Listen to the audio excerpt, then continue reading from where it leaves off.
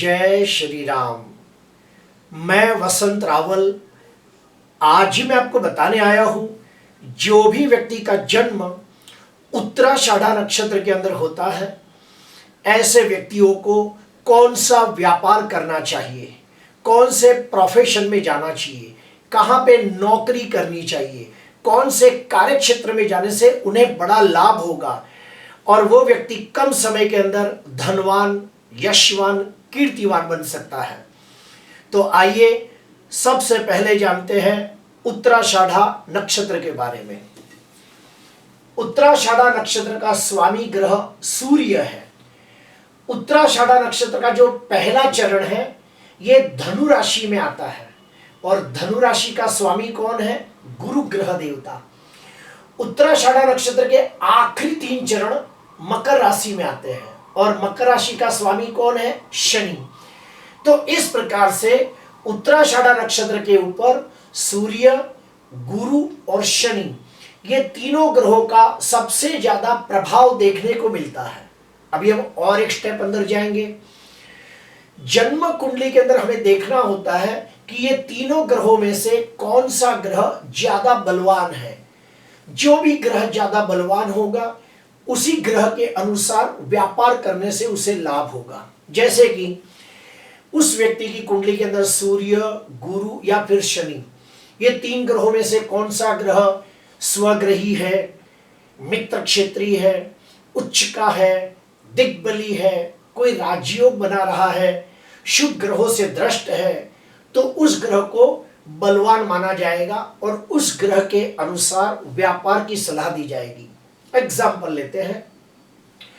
कोई व्यक्ति का जन्म उत्तराषाढ़ा नक्षत्र में हुआ हो और उसकी कुंडली के अंदर सूर्य 10वें भाव के अंदर दिग्बली होता हो या फिर 11वें भाव के अंदर अति विशिष्ट योग कारक ग्रह बनता हो, ये सूर्य के आजू बाजू में कोई ग्रह हो और वेशी, वाशी, उभयचरी नाम के राजयोग बनते हो, तो हम कहेंगे कि सूर्य से लगता कोई भी कार्य क्षेत्र में जाए तो लाभ होगा। अभी सूर्य के कार्य क्षेत्र कौन कौन से हैं तो सुनिए। सूर्य गवर्नमेंट को दर्शाता है, अर्थात ऐसे व्यक्ति गवर्नमेंट सर्वेंट बन सकते हैं, यानी कि सरकारी नौकरी कर सकते हैं। ऐसे व्यक्ति अगर सरकारी नौकरी करते हैं तो 40 साल के बाद या 45 साल के बाद वो उच्च अदा का अधिकारी भी बनते हैं। जो सूर्य है ये राजनीति को दर्शाता है।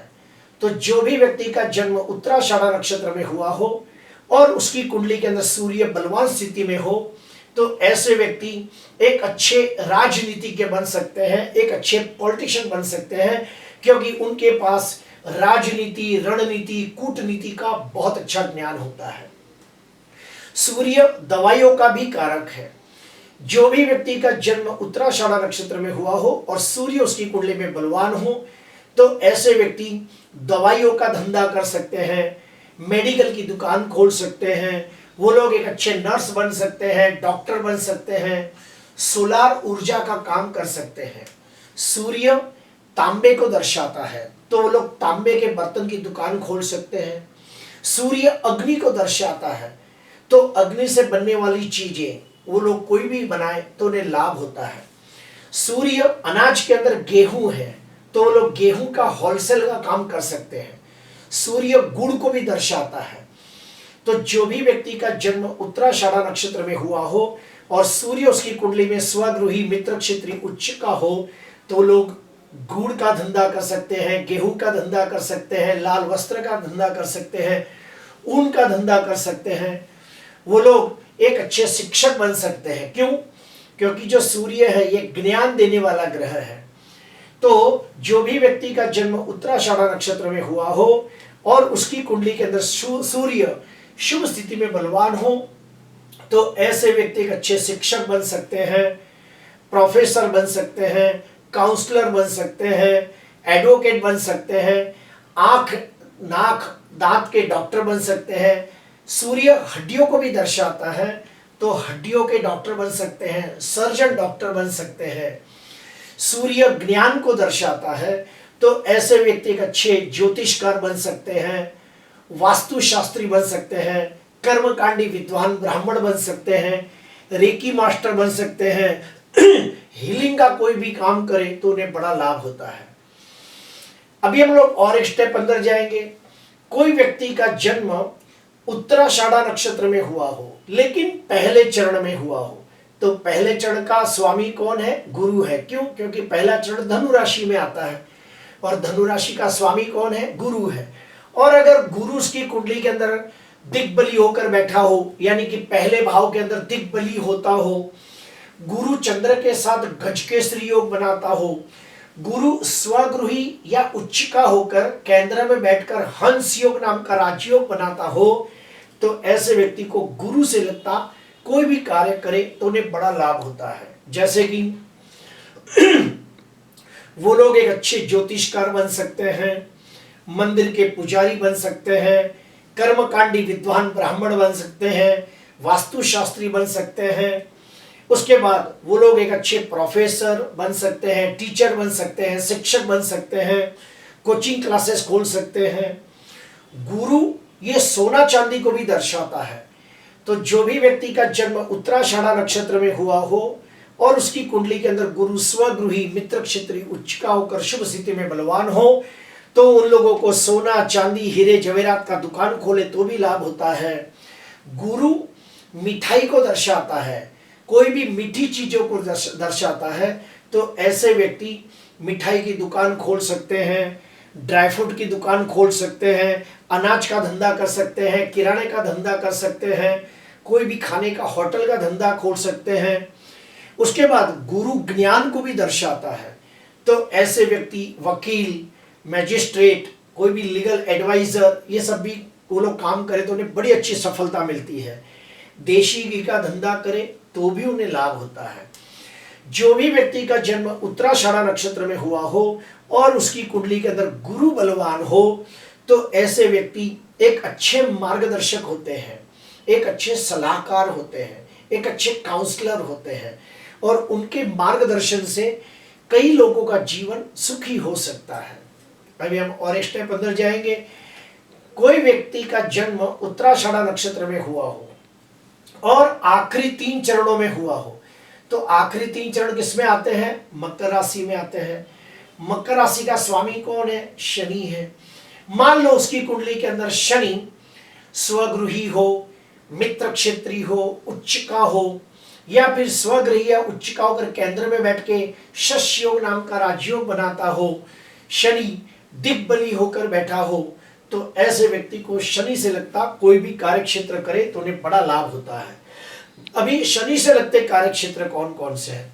तो सुनिए, ऐसे व्यक्ति तेल का होलसेल का काम करे, पेट्रोल पंप खोले, डीजल का धंधा करे, वैसलीन का व्यापार करे तो बड़ा लाभ होता है। शनि खेती को भी दर्शाता है, तो ऐसे व्यक्ति खेतीबाड़ी का धंधा करे तो भी उन्हें बड़ा लाभ होता है।